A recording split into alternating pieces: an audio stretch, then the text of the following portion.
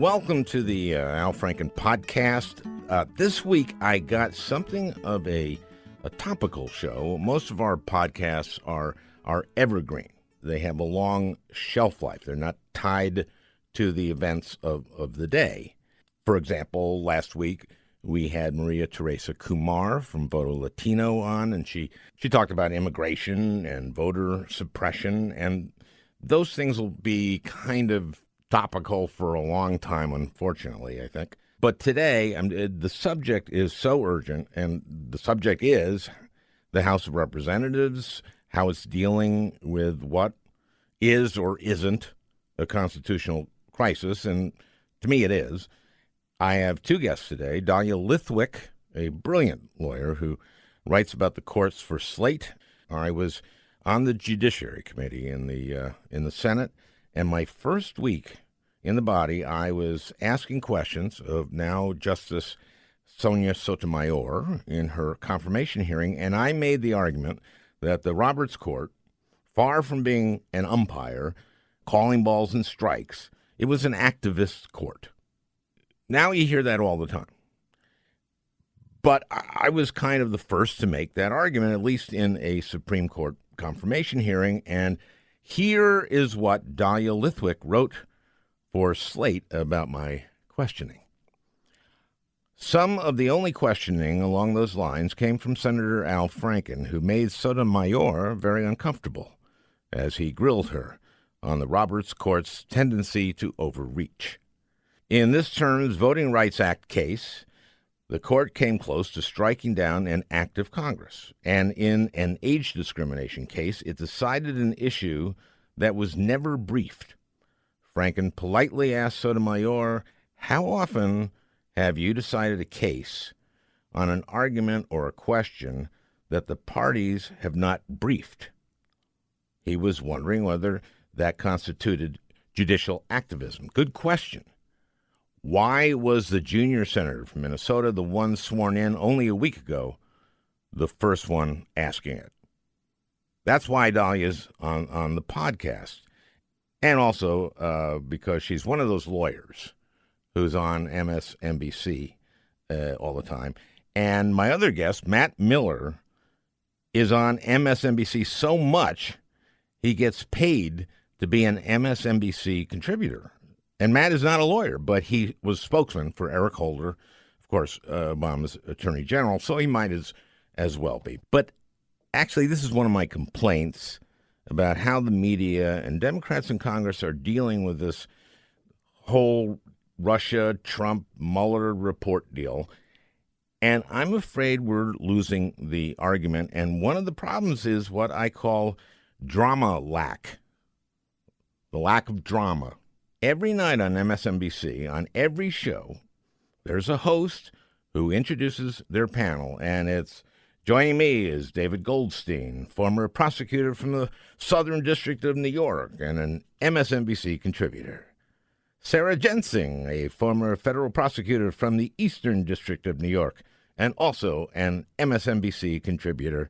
And Lionel Shundler, a former federal prosecutor from the Western District of New York, and Lionel is also an MSNBC contributor.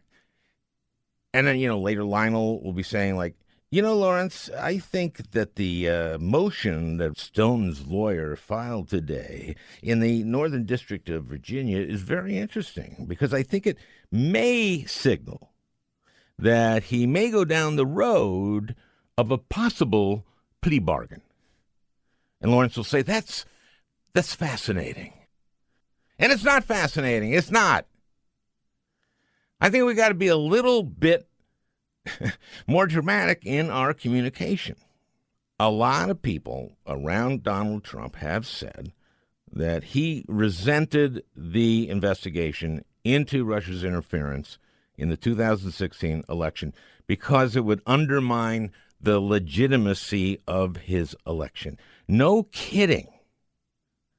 You know why it would undermine the legitimacy of his victory? Because without Russian interference, Trump probably would have lost the election. He won Pennsylvania, Michigan, and Wisconsin by a little over 100,000 votes total. Of course, we'll never know. We will never know. But I'm going to play two people who claim they know. The first is Vice President Mike Pence, and the second is former DHS Secretary Kirstjen Nielsen. Russia meddled in our 2016 elections. And while no actual votes were changed, any attempt to interfere in our elections is an affront to our democracy, and it will not be allowed. Although no actual votes were changed in 2016, let me be clear in this. Any attempt to interfere in our elections is a direct attack on our democracy. Okay, how much does that insult your intelligence? How much did it insult the intelligence of everyone who knows, for example, that campaigns spend money for a reason, to persuade people to vote for them, or at least not for their opponent, to connect with people digitally, to get out negative information about their opponent, to create ads from fake organizations created by super PACs, which campaigns do all the time now since Citizens United. But in this case, fake organizations were created by Russians to target very specific voters, like the organization Woke Blacks was aimed at African Americans to get them not to vote for Hillary. There's a reason that these things make a huge difference in a campaign, especially one that was this damn close. And how big an advantage does it give you to hack the other side's email and put out whichever part of their email that you'd like to put out at exactly the right time? Say the day before the Democratic National Convention, to help your candidate and hurt the other. And at the end of the campaign, if you looked at Hillary's word cloud, it was one big word: emails. What do Pence and Nielsen say when they're handed the speech with the no votes changed in it, with that line? They know you can't say that. I mean, of course votes change because of Russian interference, and in one direction, away from Hillary and toward Trump or Jill Stein or just no one. Do they think, well, this is what the boss wants to believe, and besides, no one will remember this anyway? Well, I do. I remember it, and I want you to as well. And I want you to remember the kids, Kirstjen Nielsen, separated from their families. And wasn't the national security advisor fired for lying to the vice president? But the vice president and the president feel perfectly free to lie constantly to the American people? And now the attorney general, to the point where the attorney general of the United States refuses to testify to the House Judiciary Committee, which is because they know he has been lying about the Mueller report. He told the American people 2 hours before the Mueller report was released that the report concluded that the president fully cooperated with the special counsel. No, he didn't. And Barr said the report concluded that the Trump administration didn't collude with the Russians. The report said no such thing. As we know, collusion, there was collusion.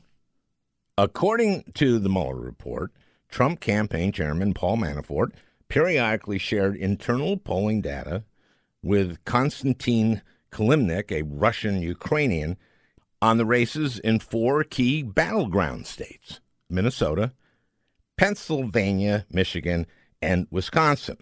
Now, our intelligence community has identified Kilimnik as someone with close ties to Russian intelligence, if not a Russian GRU agent himself. GRU is their CIA, their FBI, kind of a combo. I'm sure this data found its way to the Internet Research Agency, the Internet Trolling Center, run by the GRU out of St. Petersburg.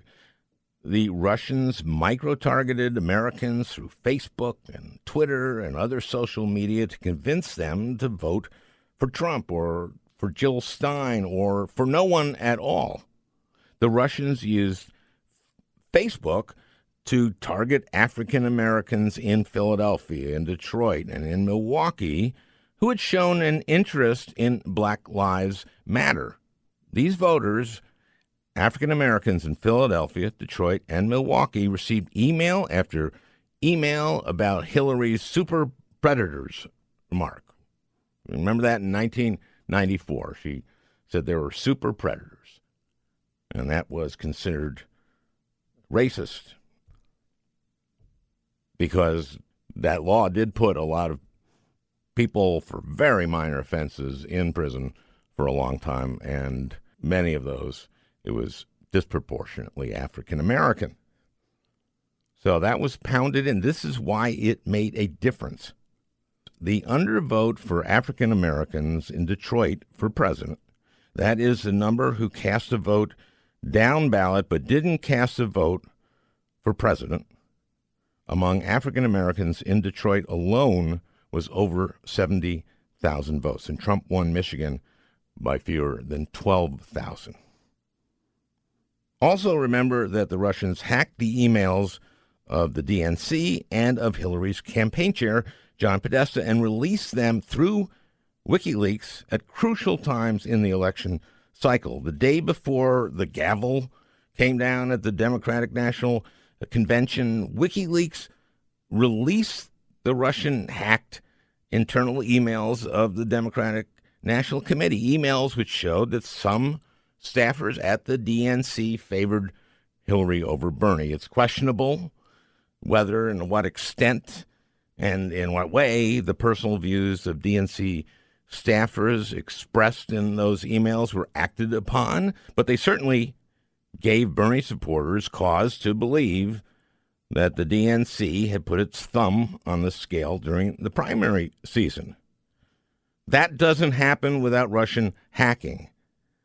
And there is no question that many Bernie supporters just carried that resentment throughout the rest of the campaign and did not vote for Hillary when they otherwise probably would have. The Podesta emails that came out just a few hours after the Access Hollywood video, which kind of suggested some coordination between WikiLeaks and the Trump campaign, specifically in the person of Roger Stone. Now, we don't know that from reading the Mueller report because the Stone indictment was part of the redacted material. But we do know this from the original Stone indictment. Here's what it said. During the summer of 2016, Stone spoke to senior Trump campaign officials about Organization 1. Organization 1 is WikiLeaks. And information it might have had that would be damaging to the Clinton campaign. Stone was contacted by senior Trump campaign officials to inquire about future releases by Organization 1. Stone was bragging to his friends, I just talked to Julian Assange. No collusion? Stone being a go-between for the Trump campaign and WikiLeaks, that's not collusion? Manafort handing over internal polling data from Wisconsin, Michigan, and Pennsylvania is not collusion? Russian interference forever delegitimizes Trump's election, in my view. And here to discuss what we should do about it are Dahlia Lithwick from Slate, who writes about our courts and jurisprudence, and Matt Miller, the former spokesman for Attorney General Eric Holder. Now, Dahlia has a podcast herself, Amicus, which means friendly. And we're doing something with Amicus, which is we're both posting podcasts from this interview, which is very amiable. Same root. Yes, Amicus. I'm told that we pronounce the show wrong because we call the Slate podcast Amicus, but my friends who are fluent in Latin say it's amicus. My Roman friends and Justice Breyer, just to confound things, says it's amicus, not amicus. Jesus Christ! Well, Fucking Breyer. Come on. We're name dropping already. Yeah. But for the non-lawyers, that's Okay.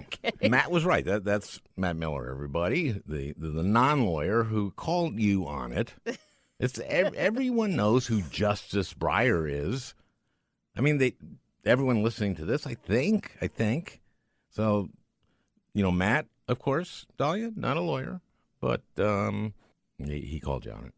You know what? I heard Christie the other day. You didn't happen to see this with Sessions and Christie? I did. You did? Okay. How many times did he say, Democrats just have to understand that Trump won the election and just get over it? Well, he stole the election by cooperating, by colluding with the Russians. And Barr was lying. Mueller on page 2, right? Yep. Says that we applied the framework of conspiracy law, not the concept of collusion. Now, Dahlia, explain that. Please. Just that there's no such thing as a formal legal matter as collusion, even though the president uses it as his go-to word. And so what he says is, since that's got no formal legal salient meaning, we will use conspiracy law. So he essentially says, when everybody says that this is a binary question, collusion, no collusion, is legally immaterial to him. That's not a word. That's what he's saying. So, in fact, I read some of what the prosecutors wrote in the indictment for Stone, and they say this.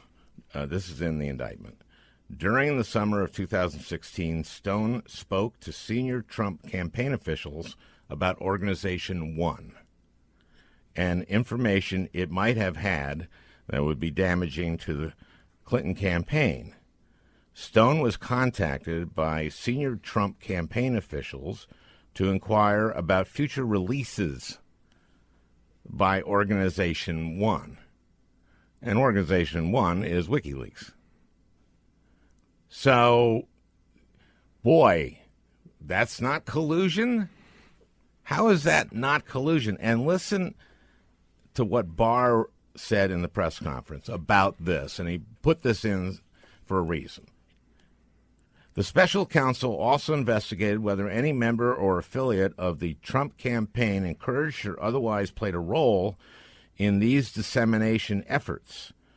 Under applicable law, publication of these types of materials would not be criminal unless the publisher also participated in the underlying hacking conspiracy. Here, too, the special counsel's report did not find that any person associated with the Trump campaign illegally participated in the dissemination of the materials. I'm glad you caught that, because his language was so carefully worded there, and it came after, in that press conference, he went through the other things the Russians did. He went through the social media operation and then said the investigation found there was no collusion with the social media operation. He went through the hacking and said the investigation found there was no collusion with the hacking. Then when he got to this piece about the dissemination of the hacked emails, he didn't say there was no collusion. He used this very carefully worded line. You said that there was no applicable law. And the section of the report that would contain that shows you what happened there is blacked out because it pertains to the ongoing Roger Stone case. So we don't actually know what it is that happened. Of course. In fact, that was not what I read about the charges in the indictment were not in the report. Right. Yeah, that's right. And so, because I'm fascinated with this, I'm convinced Stone was bragging to everybody that he was talking to Assange. And how long was it after the Access Hollywood tape came out that the Podesta emails came out? Like 2 hours. Yeah, same day. I mean, you could argue that Assange could have known to do that, I suppose. But come on. Is the problem here that we don't have adequate conspiracy laws. I don't know if our legal framework for how we think about conspiracies and hacking and disseminating hacked material is sufficiently updated to deal with the current world. Over the last 2 years, the bar for acceptable presidential behavior has been basically set at outright criminality or not. This gets to the point you were talking about, the conversation on cable, where you have former prosecutors asked, they'll take something the president did and say, well, would this be legal? And what we found out in the report is, at least let's leave the obstruction part aside for a minute, where I think he did violate the law, and the report makes clear he did that. On the collusion side, it seems possible that it is, the president or the candidate for the presidency of the United States can basically operate in parallel to a Russian intelligence operation. He can ask the Russians publicly to hack his opponent's emails. He can. That was a joke. Yeah, of course it was a joke. Like so many jokes he makes. He's funny. Yeah, sure he is. He's got a great sense of humor. He can ask them publicly, and it seems privately, with his communications with Roger Stone, to hack his opponent. He can trumpet the results of that hack when they're made public. He can talk about WikiLeaks something like 140 times on the campaign trail. I love WikiLeaks. And as long as you've never met with them and come to an explicit agreement, you haven't violated conspiracy law. And is the president an outright criminal or not? Is that the only bar we ought to have for the president of the United States? Oh, of course not. Of course not. But bar. Okay, so he says, and this is why I was disappointed with the way the questions were asked in the Judiciary Committee when he was before the Judiciary Committee, because he said that Trump completely totally cooperated with the investigation. He fired Comey. He fired the head of the investigation. Then he ordered his legal counsel to tell Rosenstein to fire Mueller. And when he wouldn't do that, when McGahn wouldn't do that, he ordered McGahn to draw up a fake memo, an untrue memo saying, I didn't ask you to do that, what I did. And he kept asking Sessions to unrecuse himself so he could fire Mueller. And as you pointed out before we just went on here, he didn't sit down for an interview. But my question in committee would have been this. You, Mr. Barr, Mr. Attorney General, said that that Trump totally cooperated with the investigation.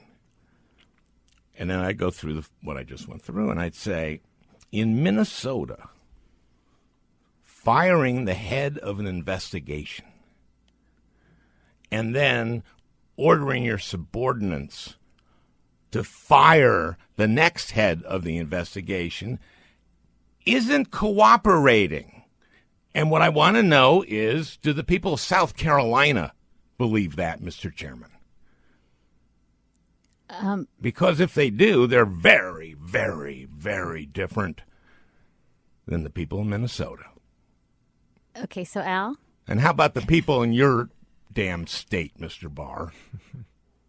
Yes, go ahead. Can I just point out? Can I just point out that having opened with an indictment of MSNBC for bringing legal talking heads on to parse legal questions, we are now parsing legal questions, right? Like, what we're doing is exactly the thing. Yeah, but we're doing it in an interesting way. Well, okay, no, but that's my point. No, but my point is, I think the thing that Matt just said, which is, why are we taking at face value that there is a legitimate debate to be had about whether the president cooperated with the investigation? The mere fact that we are expending energy having a conversation about an assertion that was made about the president's willingness to cooperate with Mueller, when in any rational world, we all know, for all the reasons you just laid out, he failed to cooperate. Why are we having this debate on his ground? Because why are we ceding the conversation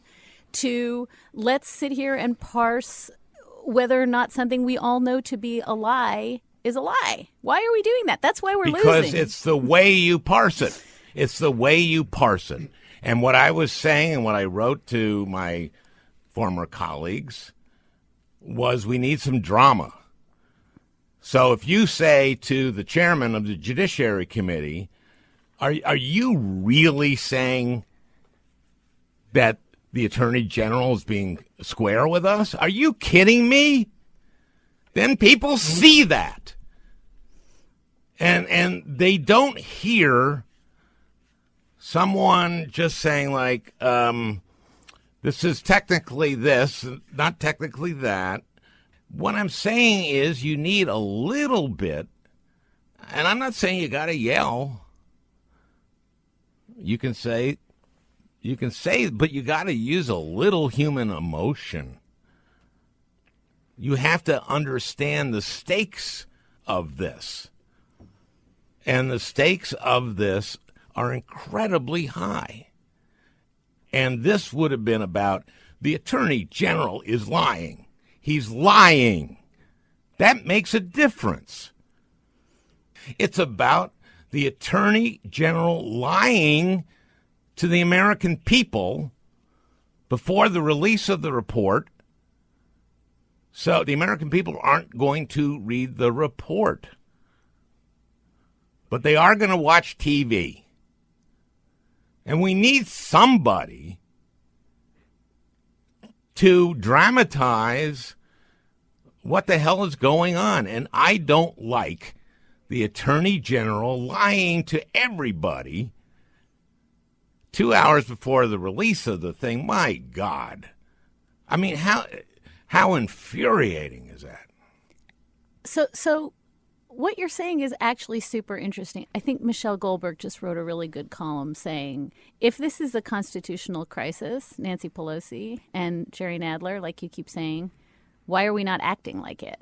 And I think one of the things that I'm hearing you say is that there's this weird split screen we're living in right now where people are running around saying, this is really, really bad. This is an existential crisis. And then, you know, we go to a vote, like we all leave the chamber to vote on something. And I think that that's the problem, more even than the problem Matt identified, which is why are we only talking about crimes? It's that, like, it can't both be an existential catastrophe that the Attorney General is perjuring himself before the committee, and that, like, now we, you know, cut for a message from our sponsors. And we don't know how to talk about catastrophes. And so we, like, sit in the makeup chair and we talk about the law. And what you're saying is the level of whatever outrage, fury, drama should be commensurate with the problem. And that's a media problem. That's not a constitutional problem, if that makes any sense. That is a media problem. That's why I started with the damn media. Mm-hmm. And also it had to do with the hearings. And you have to be able to get people's attention and make a moment that people can understand easily. They understand that firing the head of investigation and then getting your subordinates, trying to get them to fire the guy is not cooperating. They understand that. They do. And it's simple. And it would get on TV. It would be replayed over and over again because there's no getting away from it. They have this problem where they think it's a crisis. They want to act like it's a crisis. The American public isn't quite there yet, and they're having a hard time figuring out how to get them there. I think they're getting there slowly. The way to get done again there is to start impeachment hearings. I have to say, I'm curious what you guys think about Nancy Pelosi's language of the president is impeaching himself. We don't have to impeach him because he's self-impeaching, like he's a self-cleaning oven. What does that even mean? Does that just mean that it obviates responsibility for the House to do anything? what he's doing is unprecedented and what he's withholding. You can say we're doing impeachment hearings because the president is making us, because he won't hand over the thing that every other president has handed over. So it's his fault. We're not impeaching him necessarily. We're having things that are called impeachment hearings because he's being such a dick. Pelosi has a political problem, too. Look, the thing about impeachment is it is this unique thing that is a quasi-legal, quasi-political action. I think by any definition on the legal side, if you look at the Nixon articles of impeachment or the Johnson articles of impeachment, clearly what Trump has done justifies impeachment if you just take the legal side of it. But on the political side of it, I don't know what Pelosi believes in her heart of hearts, and I don't know what she believes is the smart thing to do. I do know that she, runs a caucus, and in that caucus, there are a whole bunch of members who not only don't want to impeach the president, they don't want to talk about this at all. They come from more marginal districts. Some of them are freshmen, and they're making the political calculation, rightly or wrongly, and I don't know whether they're right or wrong or not, that talking about impeachment and moving to impeachment hurts them. And as long as those members are in that place, it's very difficult for Pelosi to move forward. She could just roll them. The sooner she moves forward, the better, if she's going to move forward. Well, that's true. Right? That's true. And so if you just say the president is making us have what are called impeachment hearings because he won't let McGahn testify, he won't turn over material that every other president has turned over. He's making us do this. And then we have hearings where Don McGahn says, yeah, he told me to write a memo and give it to the special counsel. That was a lie. Well, that's obstruction of justice. That's obstruction of justice. And everybody knows it. And the American people know it. But you got to hear it, and you got to have, this is Butterfield, this is John Dean. A majority of people were not for impeaching Nixon before the Watergate hearings began.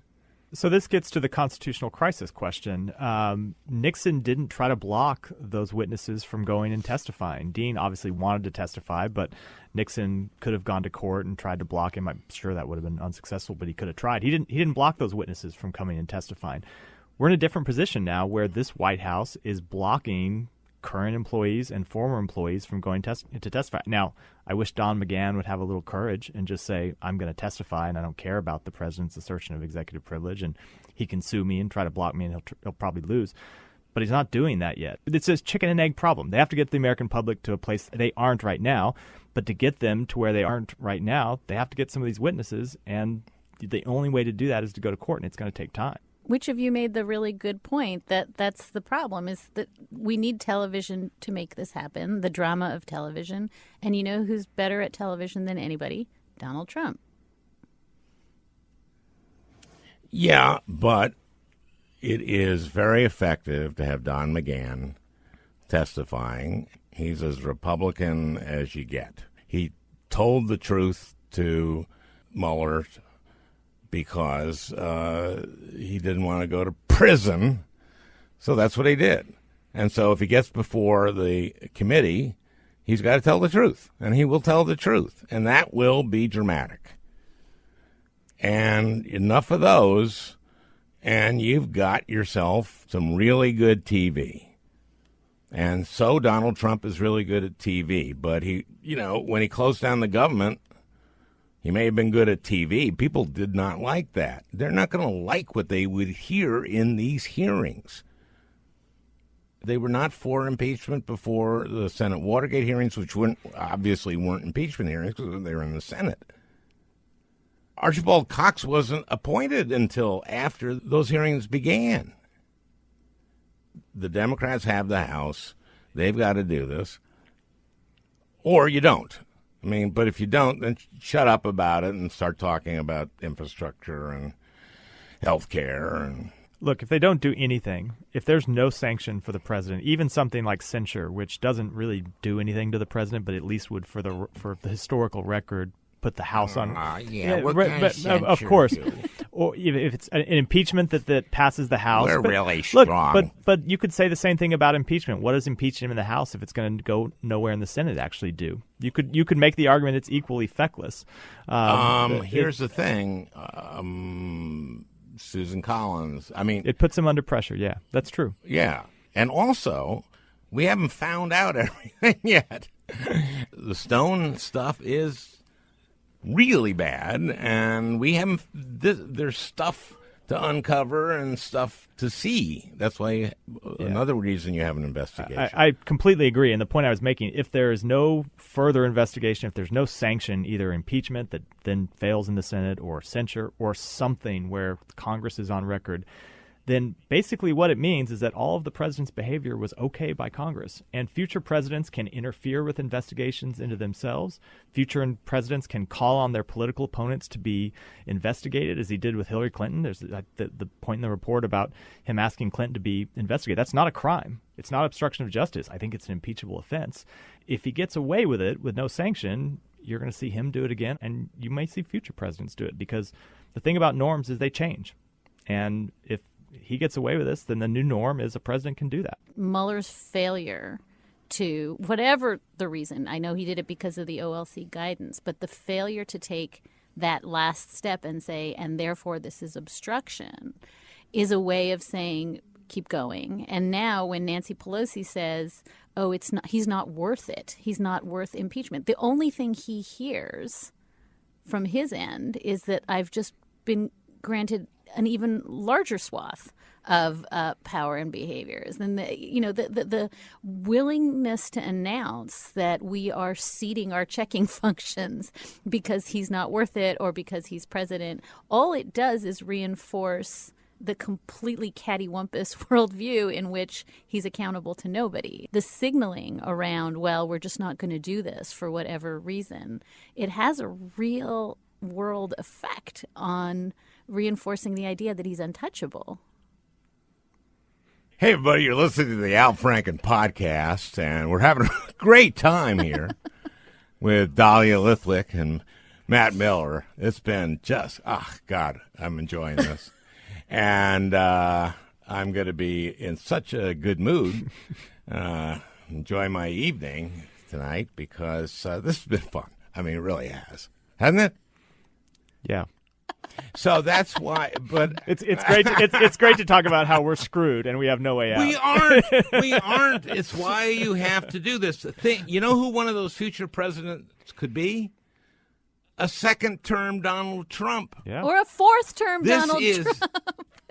That's right.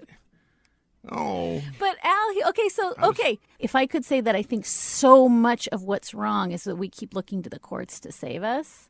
And this was the problem for all the months that we looked to Mueller to save us. And now we're like, okay, well, Mueller was completely ambiguous. So now we're looking to the courts. And the courts are the worst situated institution to check Donald Trump. I mean, for a million reasons, including the turtle reason. Which is why they have to have impeachment hearings. And they can say, look, he's not handing this stuff over. It's not us that's doing it. He's self-impeaching.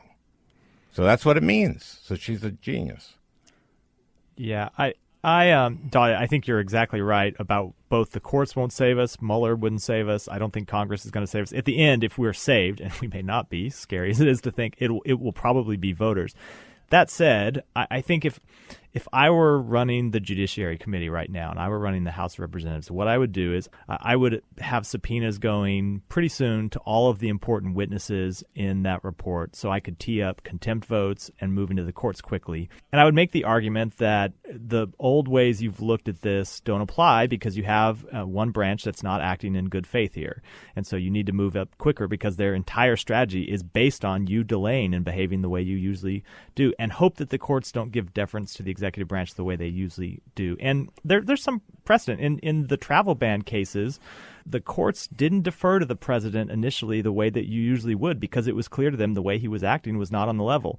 And he ultimately won, but that was on version 3 that was significantly different. So you hope that the courts step in more quickly and move more quickly. And then in the meantime, while that's working out, and that will have to work out to get any of these executive branch witnesses before the committee, so the McGahns, the Donaldsons, I would have people like Corey Lewandowski, who's a key obstruction of justice witness, played in the attempt to get Sessions to unrecuse himself. I would have Corey Lewandowski before a committee, and if he wants to take the fifth, he can take the fifth. I might immunize him and make him testify.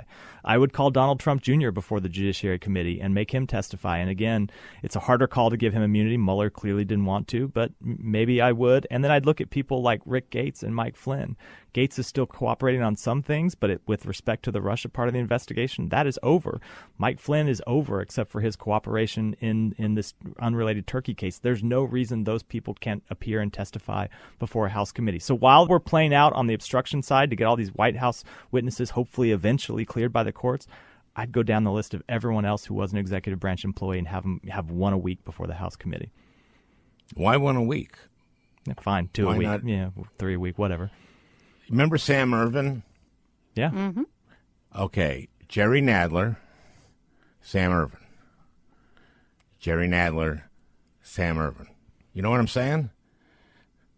We had Foghorn Leghorn. We had this, I'm just a country lawyer. And then we have Jerry Nadler, who's a very smart, able lawyer and chairman, but we need some drama. But we can do exactly what you're talking about and compel these people to testify if you do impeachment. Why are you guys just like ignoring me? That's what I hear. I say it, and then you go, yes, but you know what? We're not going to do that. It's not a magic bullet. I'll be interested in Dahlia's response, but moving to impeachment is not a magic bullet that suddenly means Don McGahn is before the committee tomorrow. The president will still try to block his testimony in the courts, and from what I've heard, the House's legal position and their legal argument is strengthened if they have an impeachment inquiry open, but it doesn't necessarily mean the courts move any faster. I think that the question that I continue to have is 47% of Americans think Donald Trump committed crimes and they don't care. And so I think what Nancy Pelosi is thinking to herself is this just doesn't matter. What if nothing you're saying changes anyone's mind? This is the difference between now and Watergate, and Al, it's something you wrote about a lot before you were in the Senate, is that there is this entire conservative media architecture on the other side now that just gives different news to different people, and there are enough Republicans who don't care, and I don't know what the tipping point would be that would make them care if they're hearing from Fox that everything's hunky-dory, and as long as they're hearing from Fox that everything's hunky-dory, Republicans in the House and Senate are going to behave that way. And so there's this fundamental question. I don't remember who I first heard ask it, which is, if Fox News had existed in the 70s, would Nixon have gone? I'm not sure the answer is yes. Okay, well, that's a magical thought experiment, isn't it? Well, it's a magical thought experiment, but it applies to where we are. It applies to where we are today, because the answer so far is no. Yeah. Okay. Well, we're getting out of time, everybody. But I want to thank Dahlia Lithwick and all her great listeners from Amicus. Hi, everybody. And Matt Miller. But I will see you both on MSNBC, along with a former federal prosecutor from the Southern District of New York. So, thanks, everybody. Wherever you're listening to this. Have a good night, everybody. I actually think that's going to be a good show from my I think so, too. perch in Despairland. But I kind of carried it. Yeah.